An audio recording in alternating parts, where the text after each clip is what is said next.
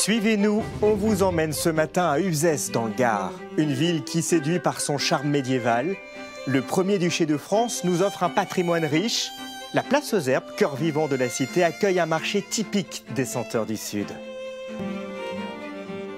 Nichée dans un écrin de verdure, c'est une cité gardée par 3 tours médiévales et un duché toujours habité.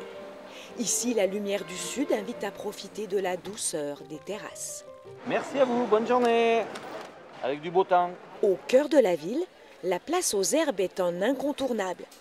Elle accueille depuis le Moyen-Âge l'un des plus beaux marchés de la région, célèbre pour ses produits du terroir local. Nous vendons des vraies rainettes des Cévennes. Pour faire des tartes, ce sont les meilleurs. C'est un marché avec des locaux, donc on sait ce qu'on achète, on sait d'où ça vient. En général, c'est mûr, c'est bon. Du bon et du beau. La place est bordée d'hôtels particuliers et ceinturée d'arcades. Le cadre, il ne peut pas être mieux. On est à l'ombre, sous des arches, une place très très belle avec des pierres du Gard. C'est que du bonheur. Un décor de rêve que les touristes du monde entier viennent admirer.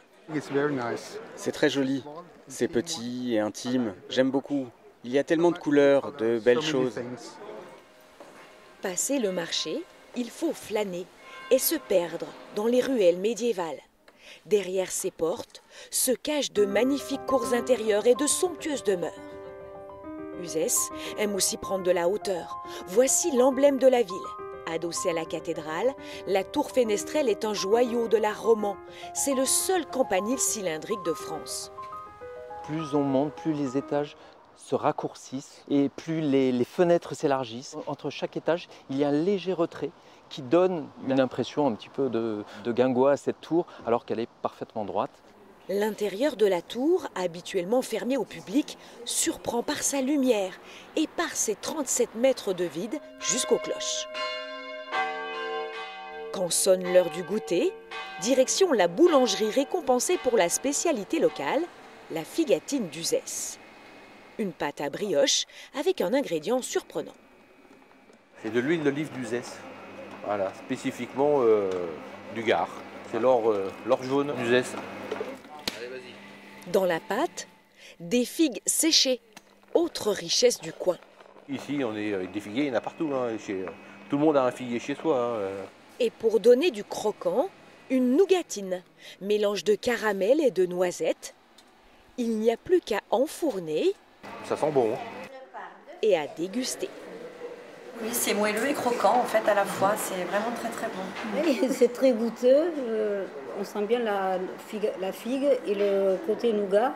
Une petite pointe d'huile d'olive, mais pas trop, mais c'est bon. Je reviendrai dessus. Pour se régaler avec les yeux, pourquoi pas le pont du Gard à quelques kilomètres d'Uzès.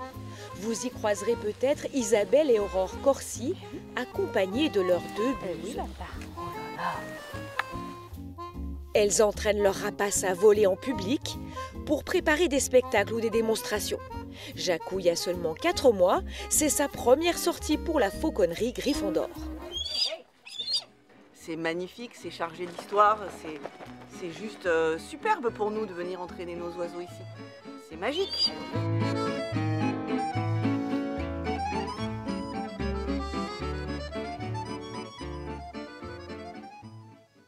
Oui, magnifique. Alors on le voit, Uzès est riche d'un patrimoine d'une rare beauté. Aux portes de la ville s'étend la vallée de l'Eure.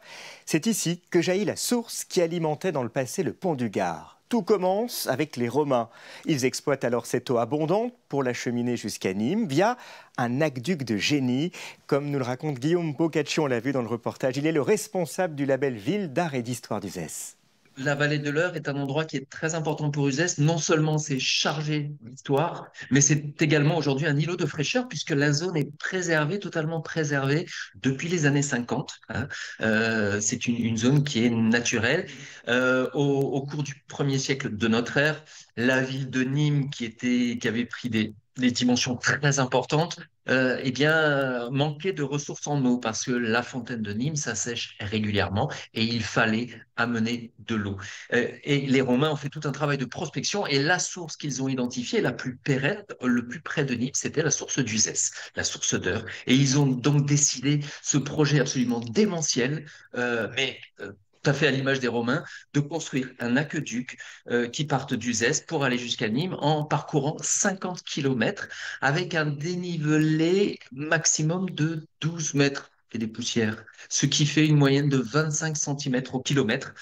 Même aujourd'hui, on se demande encore comment ils ont pu réussir cet exploit technique et architectural que cet aqueduc passe par le fameux pont du Gard qui est évidemment très connu et classé au patrimoine mondial de l'UNESCO, que tout le monde connaît.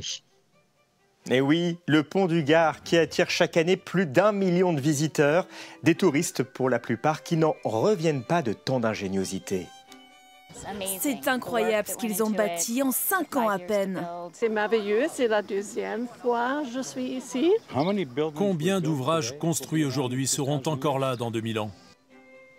Profitez de votre visite d'Uzès pour arpenter le jardin médiéval situé au pied de la cathédrale.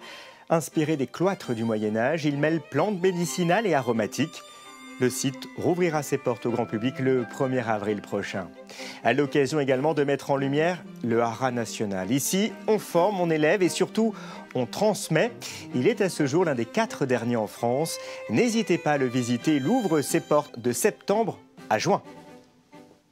Et vous le savez, chaque jour, nous profitons de ces découvertes pour aller un peu plus loin. Si vous séjournez dans le Gard, laissez-vous tenter par le Petit Train des Cévennes.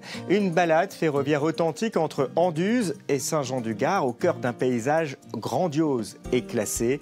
Un très beau voyage hors du temps à vivre en famille. Passez une très belle journée sur France Télévisions.